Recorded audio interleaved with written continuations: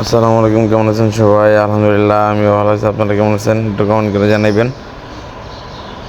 প্রতিনিয়ত আপনাদেরকে আজকে পাখির আপডেট, কোয়েল পাখির আপডেটগুলো কিছু কিছু জিনিস জানাবো। সবাই দোয়া করবেন, ইনশাআল্লাহ। আল্লাহর রহমতে আপনাদের দোয়া ভালোবাসা আমার পাখিগুলো এখন আলহামদুলিল্লাহ খুব ভালো আছে। আমি সকালে চলে আসলাম। এই যে ভিতরে যে কোয়েল পাখিগুলো দেখতেছেন, ওরা পটি করছে।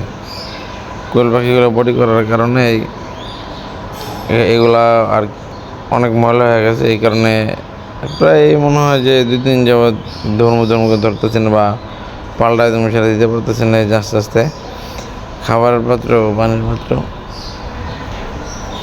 বের করে নিলাম। এখন আস্তে আস্তে পাখিগুলার এক সাইডে চাপায়, তারপর আপনার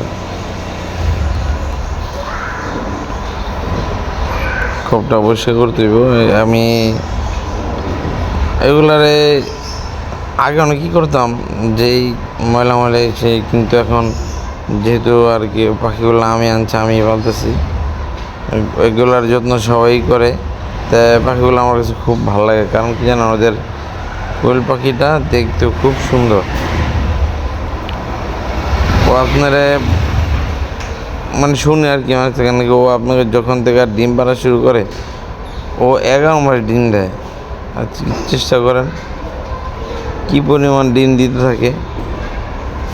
যদি কারোর শখ লাগে, মনে হয় যে 2টা পালবেন, তাহলে ওই বাজার থেকে কিনে না আর কি পায়লা দেখতে পারেন।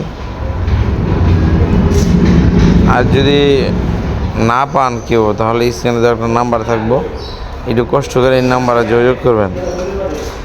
আপনাদের কারো যদি কোনো এই কোয়েল পাখির বাচ্চা লাগে, তাহলে স্ক্রিনে দেওয়া যে নাম্বারটা আছে, এই নাম্বারটার সাথে যোগাযোগ করবেন। ইনশাল্লাহ চেষ্টা করব ভালো জাতের ও স্বল্প মূল্যে আপনারা পাখি নিতে পারবেন ইনশাল্লাহ।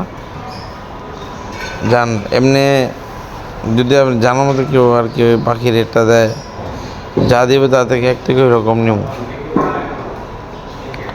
এই যে দেখেন, যে সালা দিয়েছিলাম, কিন্তু সালাটা পাখির ময়লার কারণে আস্তে আস্তে এটা পয়সা গেছে।